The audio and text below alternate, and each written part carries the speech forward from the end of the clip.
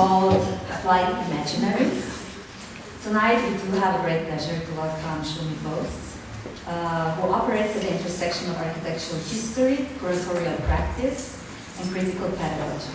So most of you, I believe, have been introduced to Shumi at the Venice panel, but still, please bear with me. I'm going to be quick and still give a short introduction.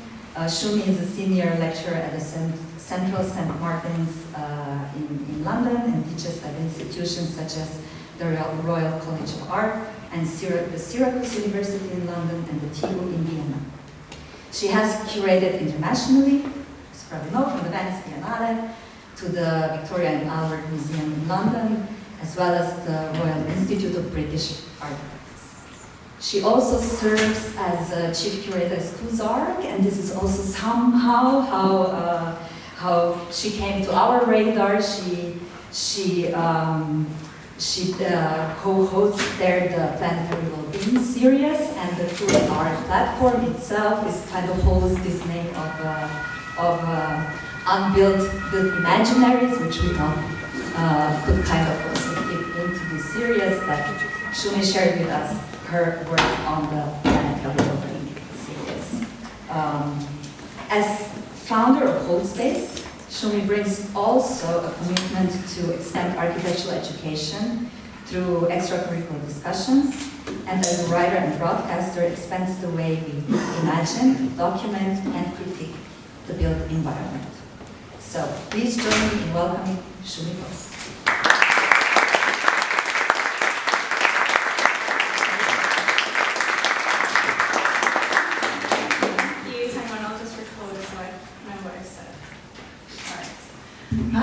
Thank you so much for your attention to being here on this Thursday evening.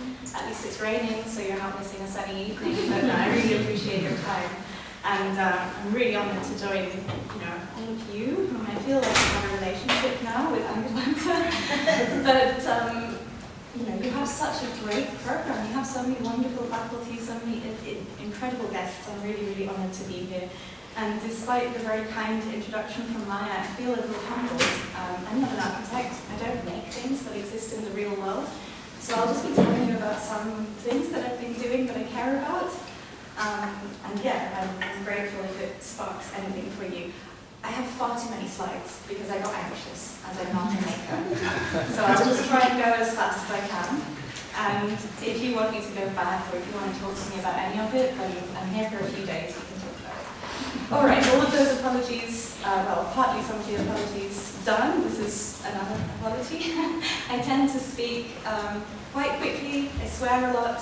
I'm also quite old, so I'll say things like guys and dudes. I don't mean it to be, patriarchal, let's say. So just call me out if there's anything that I say that is horrible, right? I don't intend for this to be a lecture. You can talk back to me. Okay. Oops.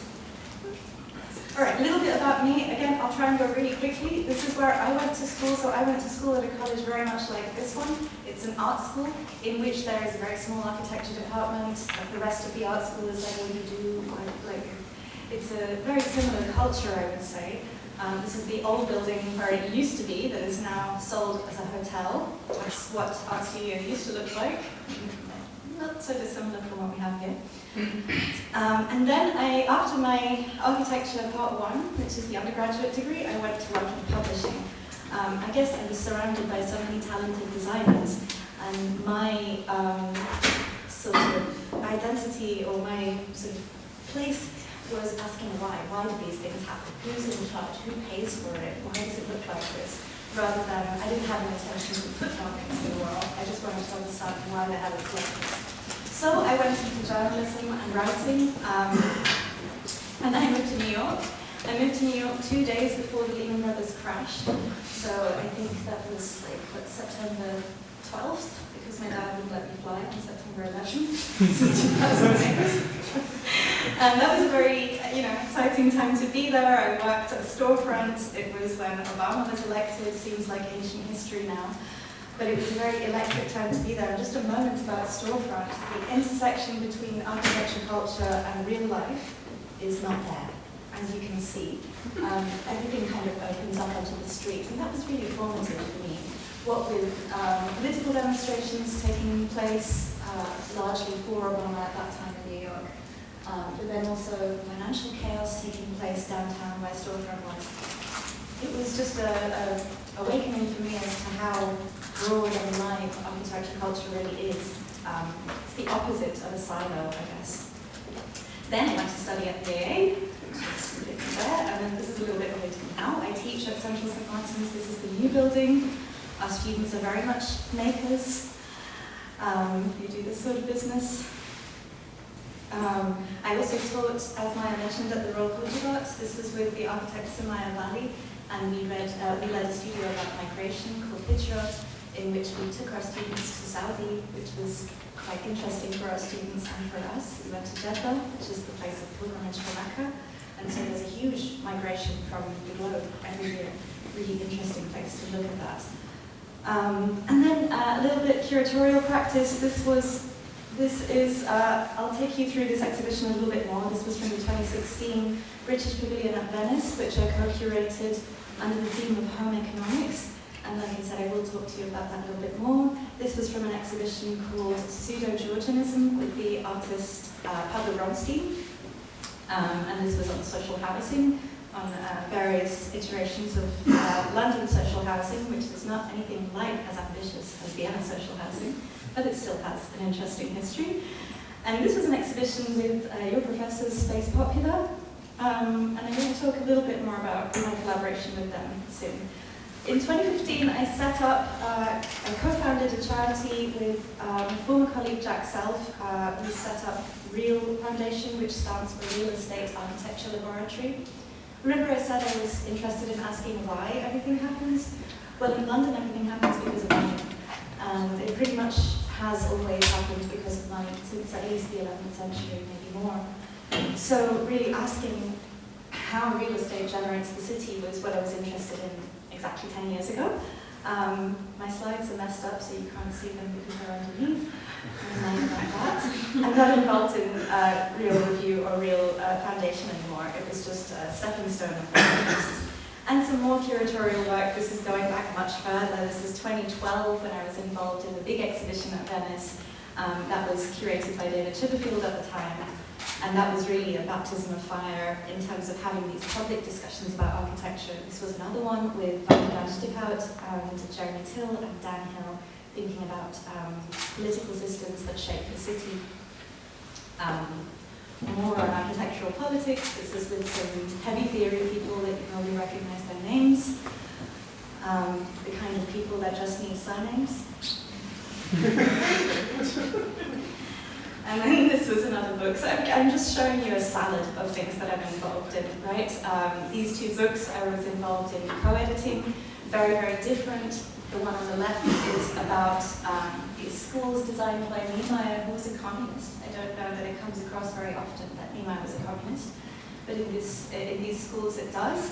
And then quite the opposite, the book on Four Walls and a Roof, if you've read it by René de Graaf, it's all about the money, the dirty handshakes under the table, the deals, and that was a fun one to edit because every time there was something scandalous, I would call René and say, "Are you sure you want to say this?" And he'd say, "Yeah, make it sound worse." Okay, as an editor, you have that freedom, right? It's his voice, and thankfully we had lawyers to check things. So, right now you see the slides that come up. They're clearly messed up.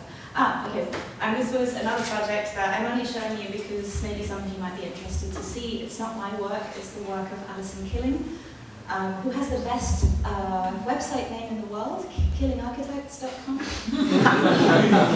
can find this film that we made, this film about the detention camps in Xinjiang, that actually Alison won a Pulitzer Prize for the documentation of this. This is an architect working in journalism, so again to Maya's point about broadening how we communicate our issues. And then I was involved in, let's say, distilling that investigation into an installation at Venice, not this time, but in 2023. This time there's no politics in Venice at all. Anyway, so that was the exhibition. All right, these slides are a moment for me to take a little break because I'm going to change the subject. So Maya mentioned KoozArch. I joined KoozArch exactly 2 years ago, well, just under, October 23. And it's been really nice, actually, I don't know how many of you are familiar with it. It's a website that platforms a lot of student work and a lot of intergenerational conversations. So, for example, I'm particularly proud of these two. Sami and Henny, probably you know, is an architectural historian who came under a lot of pressure for the kind of decolonization work that she was doing. And she elected to speak to a student from Africa called Yasmin Abdul-Bushra, and you can read their conversation. Another nice thing about KoozArch is that, at least currently, it's just run by 3 women, 2 in Italy and myself in London, so we have no board to answer to. We can talk about Palestine if we want to, and I'm very proud of that. So, some more pieces from KoozArch. As Maya mentioned, it is a website where we don't particularly talk about buildings, we talk about architectural culture, we talk about speculation and the importance of imagination. I was thinking about this as I was preparing this lecture. Last week, or maybe this week, I had to write an essay for KoozArch, and I was talking about architectural awards and what it is that we reward when we give architectural awards. And I was thinking actually about our profession, even though I don't design. I say our profession because we actually give ourselves the permission to imagine. One of the very few. Can you think of many other jobs where you give yourself the permission to actually imagine another world and make it so? So I think this notion of the imagination and speculation is really important. We'll maybe talk a bit more about that. This was a column that I got to commission, so different kinds of writing. There are conversations like this, there are columns. This was particularly fun because this was from an architect who asked me, can I write fiction? Can you find a way for me to write stories? And Jing Liu from Soil, the Brooklyn-based practice, if you know them. If you don't know them, you should know them. But it was very nice to give Jing the opportunity to write fictionally about their own projects. So if you want to taste what that is like, she enjoyed it very much, I enjoyed it very much, and it was nice to make a space for a different kind of conversation about architecture.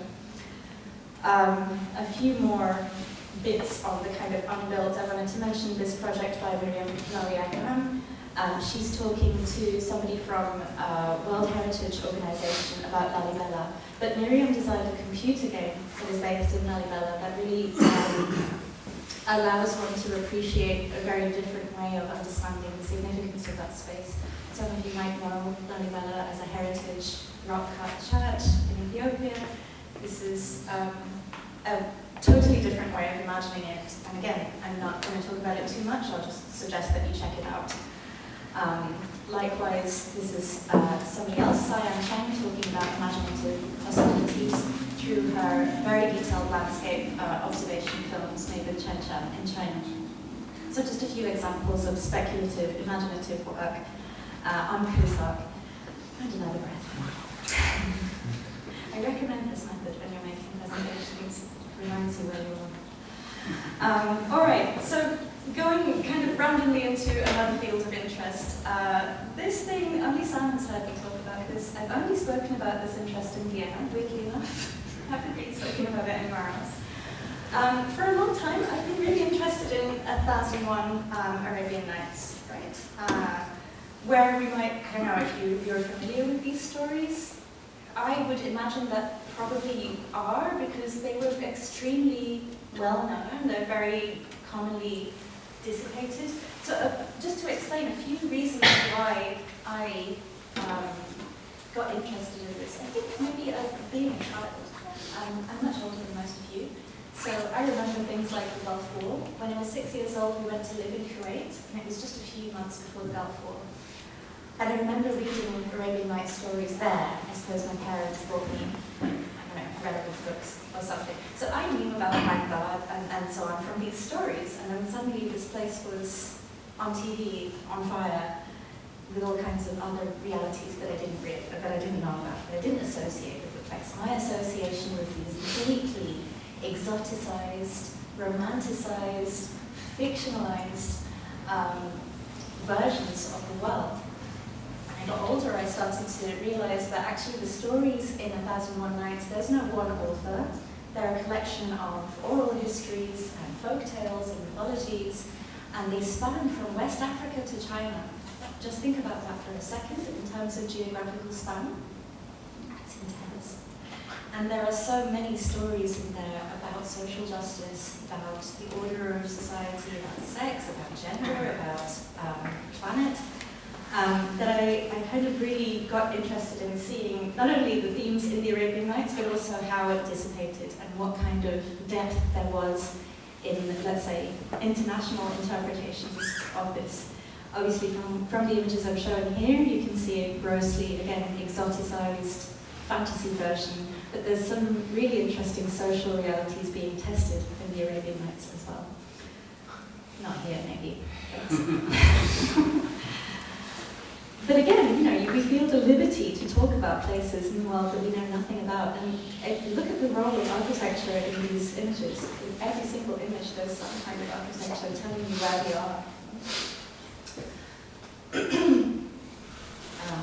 Nice to show you these ones. I haven't quite worked out the words to talk about these ones yet, but these are stamps from the Palestinian Authority that also use images from the Arabian Nights. Okay.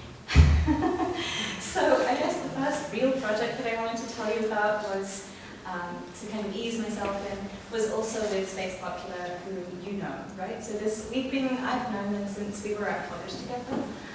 We've been working on several projects together. This is maybe the most recent. We worked on this frieze that you can see up here in the Design Museum. And I'm not going to tell you too much about the process. You can ask them about that. But I will tell you about the sort of concept or ideas of fantasy and imagination that we thought we would use.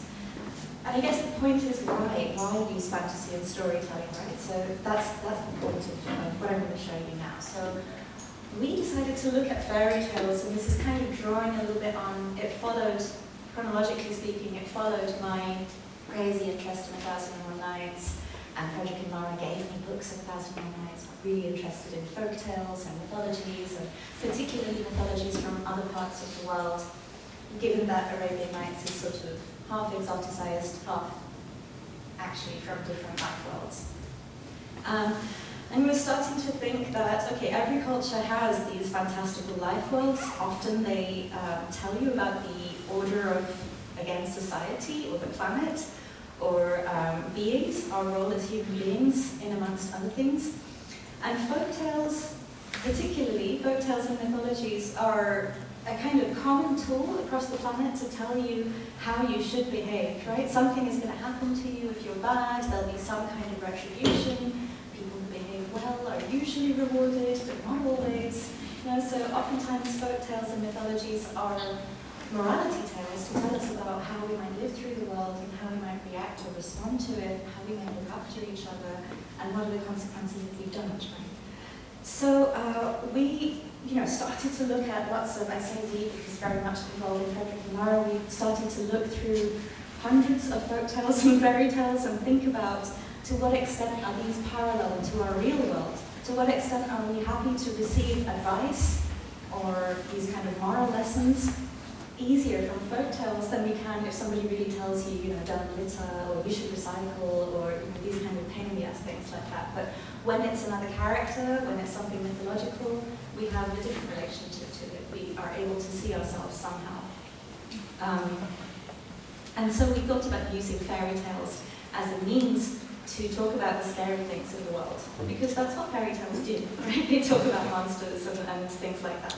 So we were charged with the commission of designing a frieze to talk about the climate crisis, and so we decided to engage fairy tales and storytelling methods to do this, because we thought that actually in the world that we live in now, we need some new fairy tales to believe in. It's actually quite hard to look around the real world and feel like we can do anything. It's hard to think about where our moral compasses can be and how we can actually act on them. So maybe, some kind of anthropological fairy tale could be something that we could engage in without feeling chastised, without feeling scolded. And you can read out all of these quotes. I'll just tell you they're from a book called The Nutmeg's Curse. It's called The Nutmeg's Curse by somebody called Amgad Roche. If you want a reference or if you want a book, let me know, I'll send it to you. But just a few quotes that it was thinking about non-human voices. And you guys, you can have all of these slides if you want to. You don't need to take pictures of them unless you want to. You can just ask I don't know, Anna, and she'll send them to you. So, non-human voices, empathy in understanding each other's stories, thinking about global or planetary politics, and thinking about mutual dependence. So these were kind of quotes that were inspiring us to devise fairy tales for today. So we started to look at visual representations of the cosmos, also from other cultures. So this is a mandala probably from Tibet and Nepal, depicting the cosmos. The problem with the mandala is that you need a sort of code in order to be able to read it. You need to kind of know how to read this thing, the symbolism of colors and postures and different mudras that all the avatars are in. So it's kind of not necessarily a universal mode. You need a certain amount of information. Then again, there are kind of very well-known fairy tales, and we start to read our own. This is not a story from the Bible, this is a story from a Hindu myth, but it reminds us of Jonah and the Ark, and Jonah and Whale. We're looking at fairy tale imagery that tends to take in, let's say, more common fairy tale imagery that we might remember from our childhoods. Takes in these supernatural beings, animals that have different consciousness, plants that have different consciousness. So these were all aspects of inspiration, and then large friezes that tell these epic stories. That again is a mode of visual communication that used to exist, let's say, pre-modernity really. And then there's one in Vienna that I'm sure you're quite familiar with. Big friezes that talk about new ways of being in the world. So this was one of ours. And again, I'm just going to show it to you quickly. I'm not really going to talk through it that much. The board that it's on rotates 3 times, so we had to make 3 different friezes, and these are them. A little bit in detail, the background of the friezes, as you can see, make up these super graphics, but if you zoom into them, you can see different symbols that relate to each life world. So this one relates to the life world of flower meadows and bee populations. It also talks about communication, community, and codependence. These are characteristics that are all very inherent in bee populations and things that we can learn about as humans as well. I could talk about this project a lot because there's a lot of detail in it to do with technology and the natural world. I'm going really fast because I want to tell you more things. But again, if you want to know more about this project, two of its authors work here, so you can ask them. These were the symbols, the kind of little invented emoji. They're all custom emoji for this. You can't find them on your phone. This was from the underwater realm, so this also speaks about biodiversity, but also pollution. And this one was from the undersoil world, so again, you can see a lot of trash, cigarette butts, many of which I'm responsible for, and then also things to do with mycelia and the incredible communication networks that are developing under the forest floor that is very, very common in architectural research at the moment. And read something by Amazing or something like that. Again, not going to talk too much about the process, but this was how we envisaged, let's say, the visuals of the frieze and how it would work conceptually, that we show a kind of changing background of the world, and then you have these storytellers to relate to. Just like in a regular fairy tale, sometimes the world is a little bit unrecognizable in a fictional story world, so you need a character to latch onto. And here is some of the development of the characters. We were trying to make them kind of human-ish, but not necessarily. And so that's how they look with the background, kind of interacting with their environment. Again, I could talk much more about what the thinking that went into each of the characters and each of the emoji, but I won't. This is just it being installed. And there it is in situ. And so again, just to reiterate why I'm showing you that project, it's because, again, thinking about the application of imagination, it's this notion that how are we best primed to receive this kind of advice on how we should behave, and what are the parallel worlds that could help us to reflect on our own behavior. Right, so that was that project.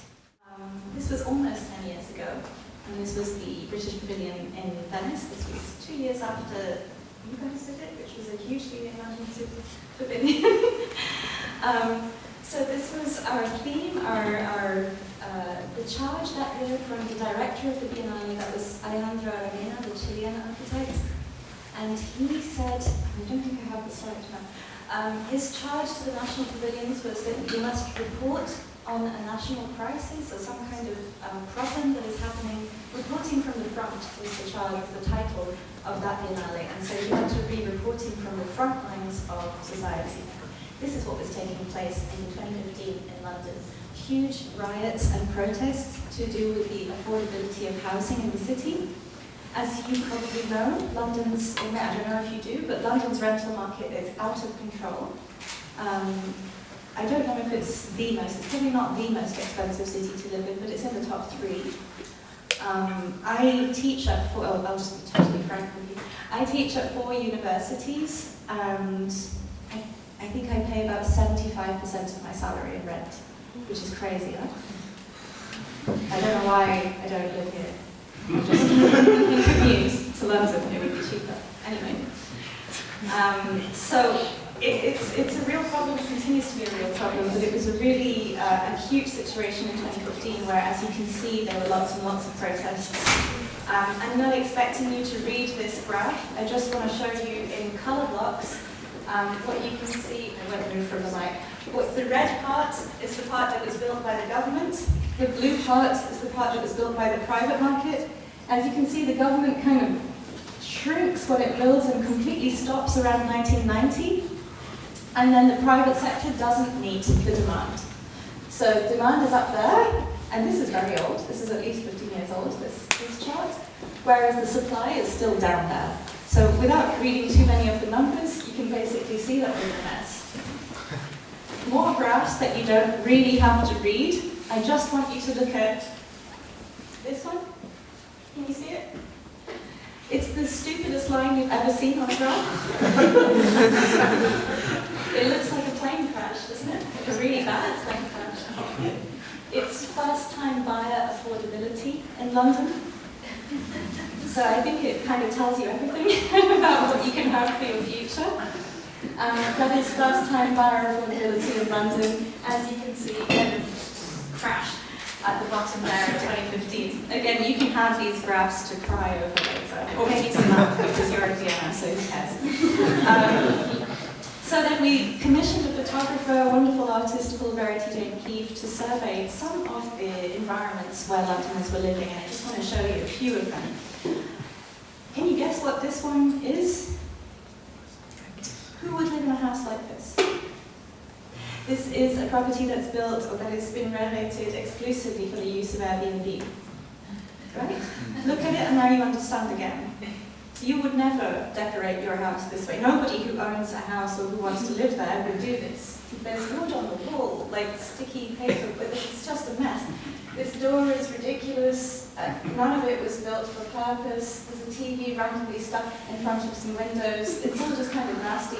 But there's a private bathroom, and if you had to be here for 1 or 2 nights and have a Wi-Fi connection, you'd be okay, right? It doesn't look gross. It looks like it's cheap. If it's just for 1 night, you're probably fine. Okay, this one is housing that was given to refugees. Just take a look at the room and see if you can read that. I'll just try and summarize a couple of observations that I made. Everything is ready for mobility. You can pack up this room in maybe 15 minutes. Then again, you can see many, many functions condensed into one very small environment. You can see childcare, laundry, everything domestic that can be happening. And the only, let's say, personalization that is made of the space is an extremely temporary one. The photographs that are stuck behind the mirror, not even with tape, they're just stuck behind the mirror, lodged there. That's the only touch that somebody has made on the room. Everything else is very easily transportable. Everything can be packed up in the suitcases that are constantly visible. So this notion of precarity and pack up and go is really, to me anyway, very present in this room. This one is for people like you. If you were in London, this is what you'd be paying £1,000 for to stay in this really dark room that is probably in a really horrible location. I love the fact that you can see the mass-produced prints. There's probably that puppy in every room. It's a very kind of anodyne environment with no real feeling yet. And this is a first-time buyer home, which you can tell it has the back garden, it has a fence, it has heavily insulated windows, all the kinds of things that you would want to look for if you're a young first-time buyer, a secure kind of grown-up house. So we also did some research into how we're using our time. This is out of date, I have to say. This is from 2014. It's from the Office of National Statistics in Britain and the Office of Communications. Statistics from those two offices were combined in 2014, or we combined them, and made some assumptions. It was the first time in the history of the Office of National Statistics that the time we spend using screens exceeds the time we sleep. Now, that's not going to be new to you. Probably you've been using more screens than sleep since you were teenagers, but on a national average, it's a significant thing, right? To have more screen time than sleep time.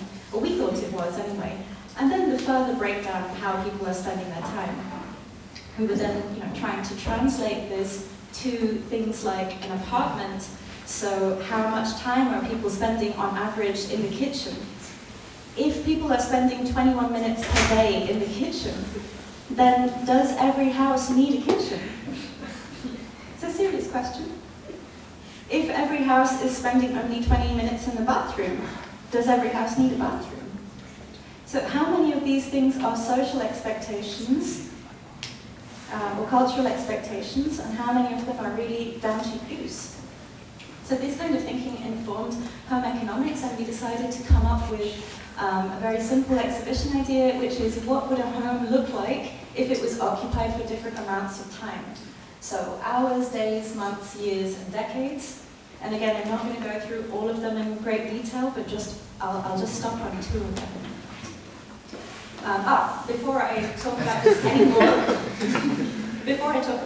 I have to mention a collaborator. It's not my project. I worked with a lot of people, and it wouldn't be right to talk to you about it as my project. So my co-curators, Jack Self in the middle, Finn Williams on the right, and these were our participants. This is OKRM. They were graphic designers who were also responsible for designing Real Review. This is a practice called AIR. They used to be called Airbnb Pavilion, and they got sued by Airbnb. So they're all architects, but they work as artists, which is an interesting thing. Why does an architect choose to work as an artist? Pier Vittorio and Maria Giudici. Pier Vittorio here representing Dogma, so Martina should be here as well. And Maria Giudici has a practice called Black Square. She's also PB's partner, so they took on. These guys took on the room for hours. No, for days, sorry. Jack did the room for hours. These guys did the room for days. These guys did the room for months. Julia King did the room for years. And Hasselbrand, Scandi Practice, did the room for decades. And these are all the banks and financial institutions we spoke to, because although we were being deeply speculative, right, what is a house for just a number of hours, we kind of wanted to make sure that this had some foot in reality, some foot particularly in financial reality. I've already explained my interest in that. So just a few graphics, just as I'm going. Before we had any idea what the exhibition was going to look like, we were asked to produce some graphics, and like, well, what can we show you? We don't know what it's going to look like. So again, I'm only showing you this because it's maybe helpful in your projects. Sometimes when you don't know what's going to happen in a design, you can find another way to distill the essence of what's going to happen and what you're going to talk about. And that was what these postcards were about. We commissioned a photographer to take some very banal photographs of daily life, and then we wrote, 25 very polemic statements, and then we tried to kind of matchmake them in order to create some kind of tension that reflected what we were going to talk about. So for example, the house is a machine with capital accumulation. This is very, very true in London, where buildings make more money than people easily. And it's more expensive to be poor than rich, absolutely. It's much more expensive to pay rent than it is to pay a mortgage. And there are many other ways that show that. And in order to feel adequate, you cannot stop consuming. So yeah, I mean, lots of kind of things that we thought could pique the curiosity of thinking about domestic life and what a house really is. So again, I could talk about this project for a long time. I'll try to go really quickly. This was the front door, and this is how you enter. Again, I'm not going to go through every room, but if you want, these slides are available to you. I can send you more information, so just let me know if you want. This was the room for ours that Jack designed, and the basic thesis, the basic act of imagination in this room was imagine that you share everything and you own nothing, as it says on the top. So you own nothing, you share everything. In this building, there would be even a common wardrobe, and we had the great pleasure of inviting J.W. Anderson to design some unisex clothes for the shared wardrobe. We were thinking, like, in an apartment building of, let's say, 6 apartments, you don't need 6 vacuum cleaners. Would you be okay with just 1 or 2? What about childcare, like a pushchair? Do you need 6 if you have 6 families, or can you manage maybe on 3? What is the limit? What is the line? For example, I would like to share, I don't have a very good music collection. I would like to share the music collection of my neighbours. I live in quite a cool neighbourhood, so I'm sure they have much better music than me. On the other hand, I have far too many books for my apartment, so I would really love to have a common library and a common music collection. I think my life would be better if that happened. So this was the premise of this room, really the scheme that it belongs in. I won't go on about it too much. And we were looking at kind of shared spaces as they exist in the real world. For example, this is in an office lobby, but there's a sense of domesticity being created here, right? That you can make yourself at home for a couple of hours. And you all know the experience, I'm sure, of going somewhere and just before you look up, you look for where the plug points are. As long as you can sit and plug your phone or your laptop, you're okay for a few hours, right? So it's interesting to see this phenomenon in the public world, in the sort of public realm, where you're being asked to make yourself at home. Stay there for a bit. Otherwise, why would there be these, lamps, just like you might have in your lounge, but a bit oversized, a couch like you might have in your lounge, but a bit oversized. These kind of cues for the domestic realm in the public world is quite interesting. Moving on. The home for days. So the idea was, if you only have to be somewhere for a few hours, then maybe a lounge in which you share a lot of things and you don't own anything would be an interesting domestic typology.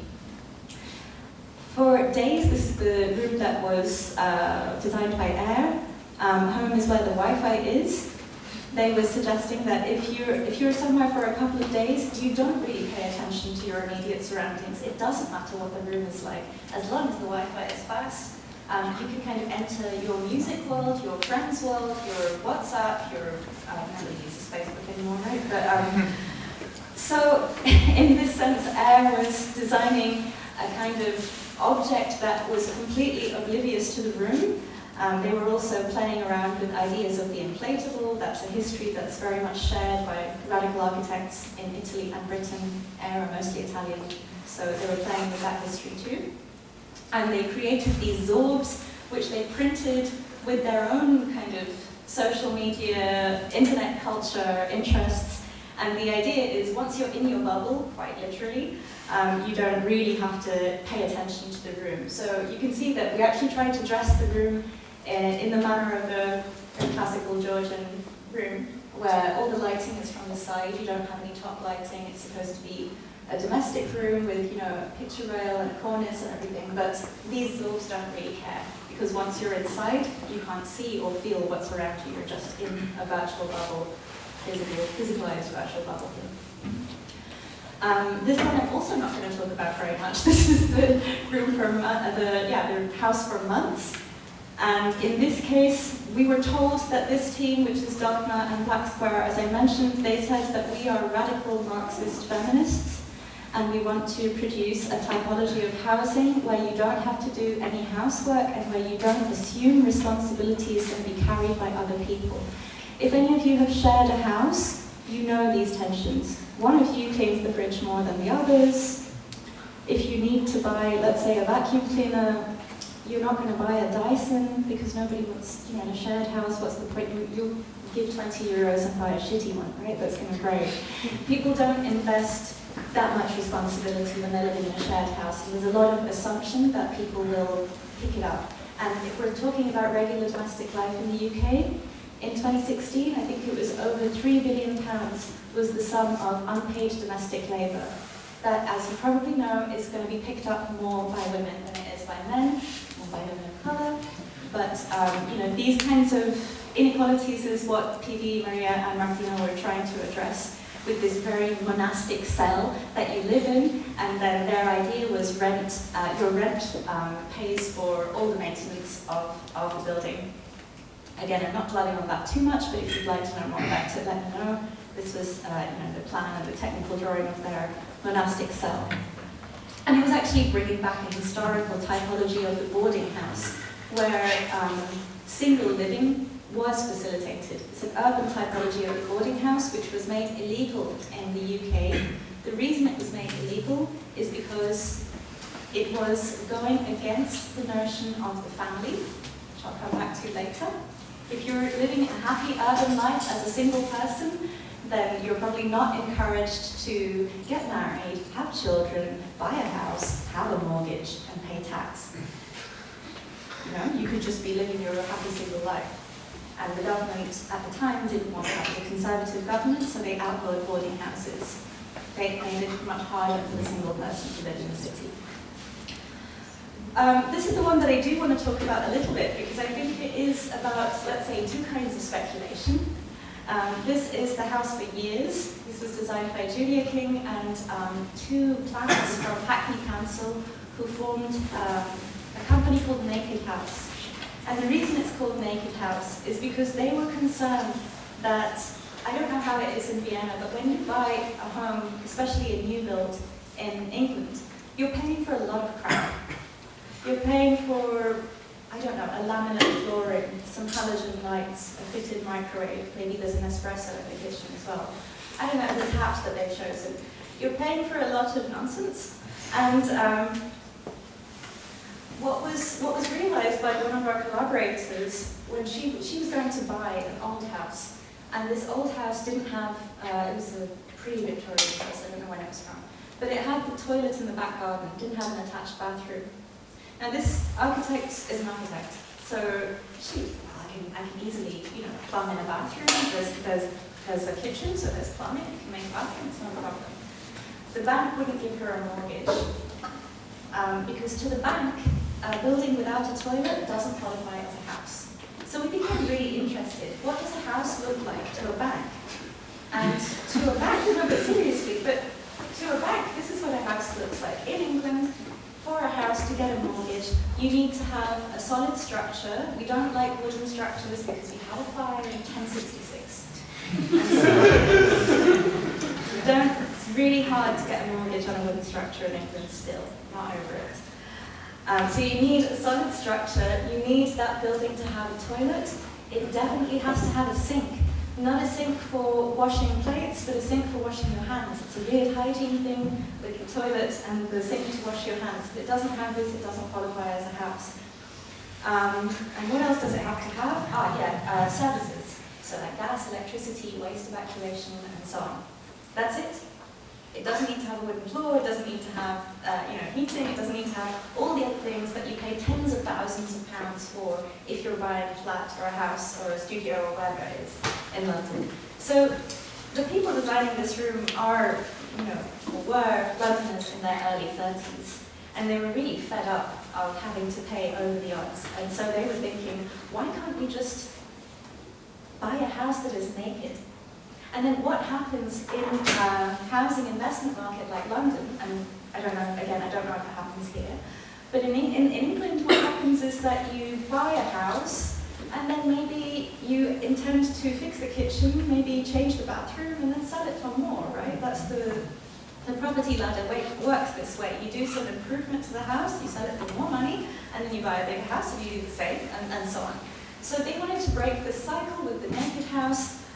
Really, the design is very minimal, as you can see. There are some walls that are intended to be permanent and solid, some walls that are intended to be movable.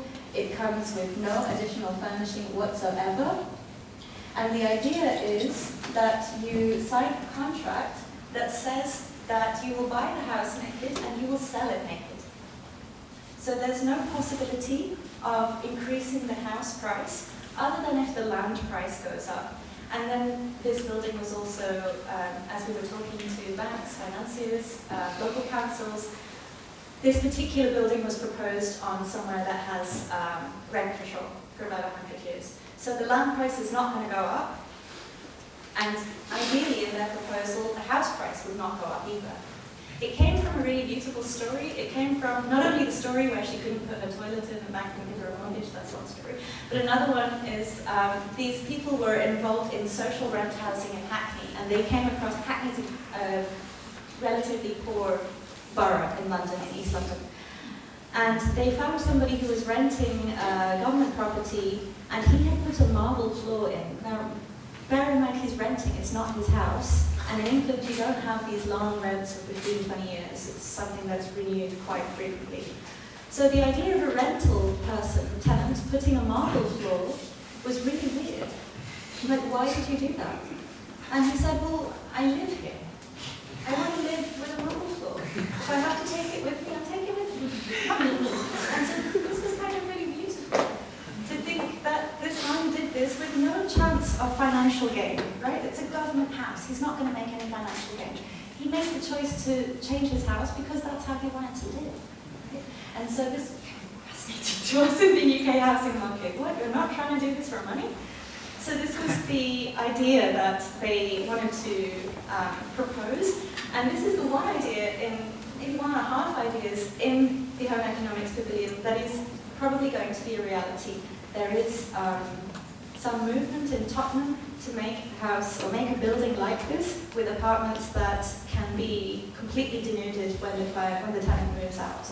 And they can either upcycle the stuff, they can sell it, they can negotiate to sell it to somebody else, whatever. But it cannot be what they do in the house, whether they put a marble floor or paint a fantastic mural on the wall. They have to take it out and leave it in its naked condition. So I shouldn't say this, it's my favorite proposal in the pavilion. I'm not really going to talk to you about the Decades one. The Decades one is also a kind of prototype that is happening in Scandinavia. It's about an apartment with, let's say, different atmospheres of space. The space is defined by whether it's dark or wet or light or whatever, soft. And this is so that you can adapt the way you live in it throughout your biological life, bless you, rather than functions. So again, I'm not going to stay on that too long, but I do want to tell you about this one. There was a proposal for the house for decades that we couldn't use. There was a proposal for the house for decades that we couldn't use. That team left us, but they were very inspired by this house. And I just wanted to show it to you in case you're not familiar with it. The Reversible Destiny Foundation, this is the Myers Leave house, the lifestyle extended villa. So this was designed by two architects who have sadly now passed away. But they were designing a house to extend life. A house in which you would ideally not die, or at least you would extend your life to the maximum. And the idea of this house was something, it's an environment that physically challenges you, right? It physically kind of tests what you're able to do. It physically keeps you in dynamic motion all the time. You can see that there's no flat surface. And so the idea was that as your body is constantly in these different kind of calisthenic poses, that your muscles will not weaken, that this house actually enhances your body and helps you to live longer by making you fitter. So actually the first proposal for the house for decades was a lot more fun. It was to do with all these machines that would help you to clean, but it would also force you to exercise. So by maintaining your house, you're also maintaining your body, and therefore maintaining another structure for decades. Right? That was the proposal that didn't happen. It's like the possibility to talk about things that didn't happen. So after home economics, I continued to be interested in housing. I mean, I still live in London, I still pay rent, so it's still something that is of interest to me, particularly social housing. So I mentioned this exhibition And I just want to show you this drawing as a brief instance of things that are interesting. I mean, first of all, again, I'm a historian. I could tell you a lot about this building. It was an experimental building to put a very dense community that was previously living in what could be described as a slum. Okay? Urban slum, very unsanitary conditions, a very tight community. Actually, in this particular community, it was a lot of garment makers who tended to be Jewish. So it was a very strong social and cultural community. And they were rehoused from the slum in this building, which Dennis Laston was the architect, and he tries to bring some street culture into the building. So again, you can maybe see it when you have the slides yourself, but it's a little bit like Periodicals. There's access on every other floor, and on this floor there's no access. What you can see here exclusively is women hanging out washing, and then children hanging out with the women. So it's a really interesting building, it's a really interesting scheme, it's a really great story. But there are some stereotypes being played out in terms of what is a family, what is family life, and then the building is literally physically built around those stereotypes. It becomes a problem. In 1991, this building was not yet 30 years old, it was slated for demolition. And the only way that they could save it was to privatize it completely. And now it's a very high-end private development with glass penthouses on top. A very, very different way of living. And that's partly, I think, there's complex social, cultural, political, and financial reasons, but partly because there were some stereotypes in terms of how families live that were really built in concrete and that were then hard to reverse. This, on the other hand, was another scheme that we looked at for the same exhibition. This was about 1978. So this is around the high point of punk, I would say. And so this Plan It Yourself is an echo of the punk mantra, do it yourself. And it's a really interesting kind of booklet which encourages people to get involved in the making process. And it asks questions, you can't read this here, but it asks very personal questions. Would you like any of the center bedrooms to be used for study purposes? If you put 2 children in a bedroom, would you like it large enough to be used as a playroom as well? Yeah, there's lots of kind of different ways for future tenants to get involved in the configuration of their house. So kind of the opposite of Lasdon, where a lot of stereotypes were being built into concrete. In this case, there was a lot of dialogue. There were only 2 schemes built like this, and I have to say the architects were not much older than Lou, maybe 26, 27 at the time when they did this scheme. There's 2 of them. And I just wanted to show you these 2 pieces of media in which the architecture was discussed. On the left-hand side is an architectural journal. I think it's the Architect's Journal or Reba Journal, I can't remember. Talking about this scheme, which is called P-Shack. Terrible name, but it stands for something fancy. I can't remember. And then on the right-hand side, wonderfully, is a tabloid newspaper where they're talking about the scheme, let's say, to a much broader audience, a non-professional audience. I'm just going to read you 1 line or 2 lines from the top of this article. It says, architects are usually bossy people who like telling the rest of the world how to live. They expect people from friendly terraces to transplant into high-rise flats. Their idea of a nice place to live is a concrete desert humanized with a tree or 2. So you're not really bitching at architects and talking about the agency of this particular scheme. So as well as kind of looking at social attitudes that inform how the architecture is built, I'm really interested in looking at how it's received as well. So, these kinds of investigations and thinking continued, especially during COVID when, one was at home, thinking about the problems of being at home.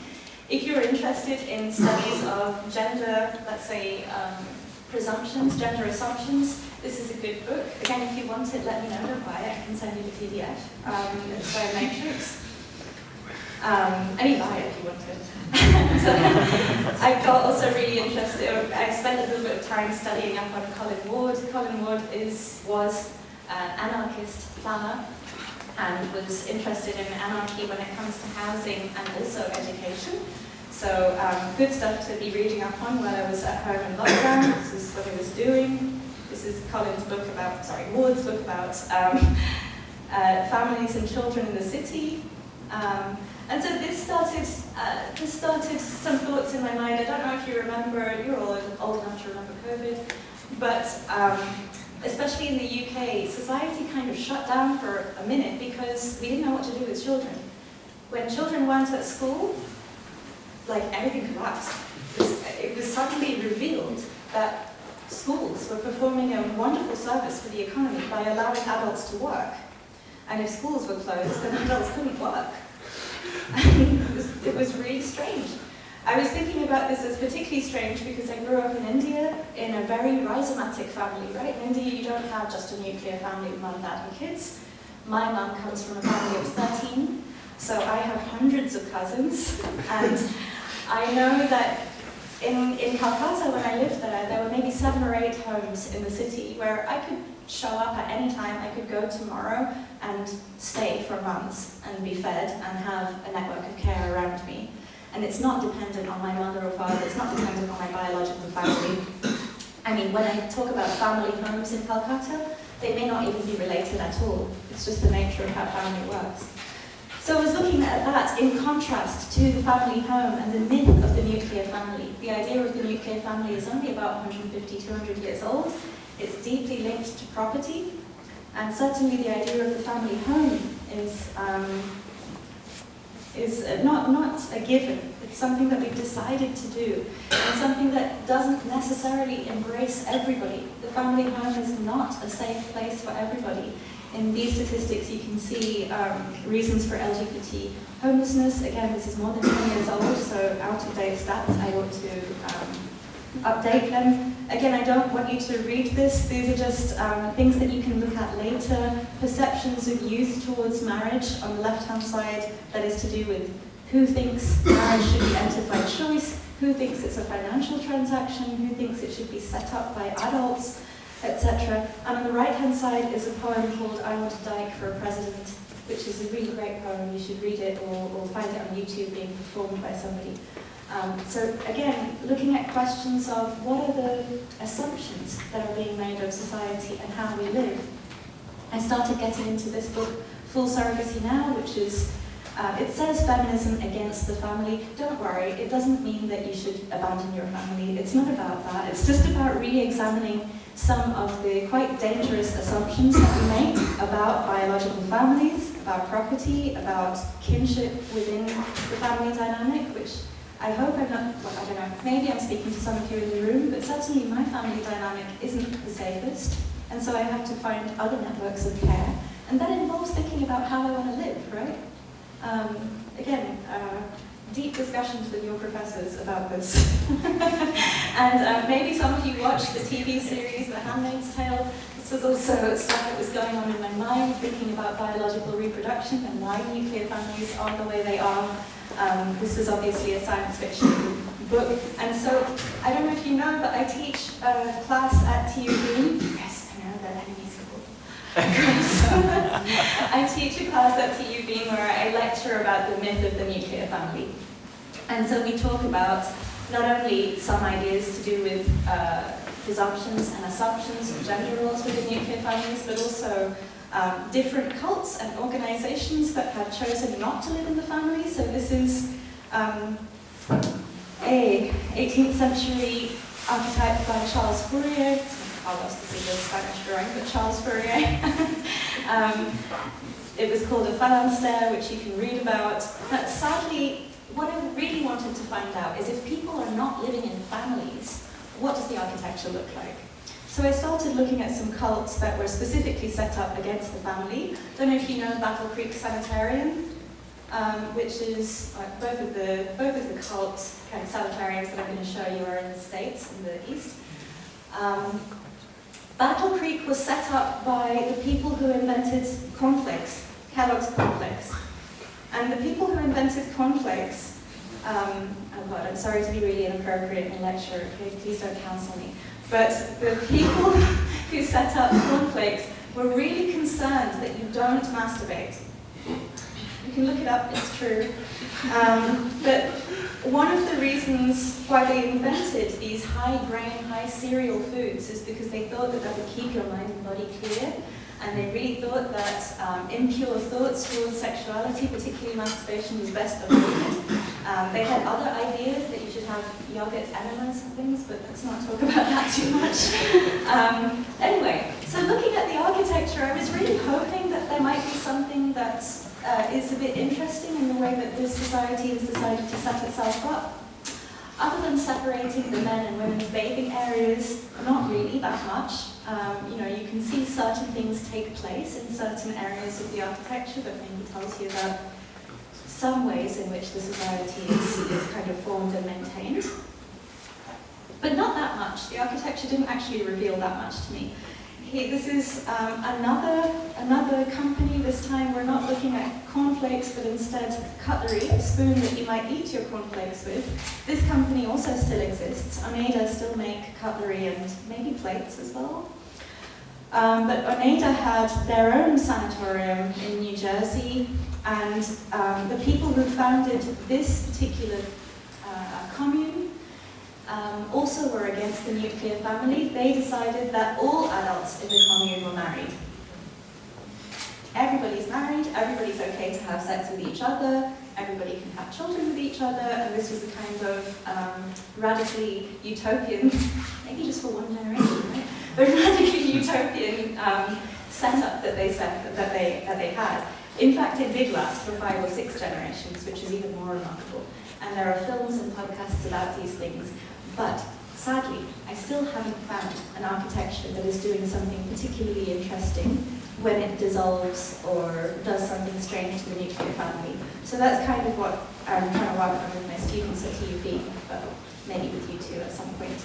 So yeah, just looking at the power dynamics within families. This is a really dry diagram, but it's really interesting actually as to the dominant and submissive forces and how a family dynamic is actually maintained. This one was an interesting one for me coming back from India. So on the left-hand side is how English people refer to their family. I don't know what a third cousin twice removed is. Kind of have to leave this diagram to work it out.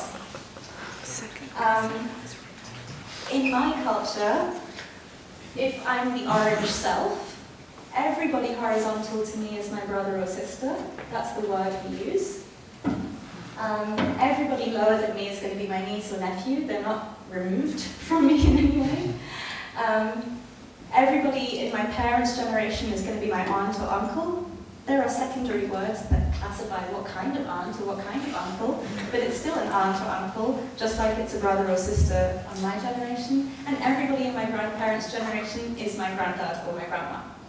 So when I moved to England, and I'm like, oh yeah, my brother does this, and my friends would say, but you don't have a brother. And I'd say, because I have 6 brothers. But no, that's your third cousin twice removed, their dad. So again, it's really interesting how language shows you the structure of family and the power dynamics within family. And then when you start to kind of look at this in relation to how neighborhoods are planned. For example, the fact that there is a school for every, 100 or so nuclear families. There has to be, otherwise those people can't go to work. It really affects, this conception of the family really affects how we plan our neighborhoods, our cities, and our kind of social dynamics. Won't go into that one too much, because it's not the right one that I intended. So just finally 5 minutes, Maya mentioned what I do for Holdspace. Holdspace is something that I set up when I was on strike as a teacher, just before the 2020 lockdown.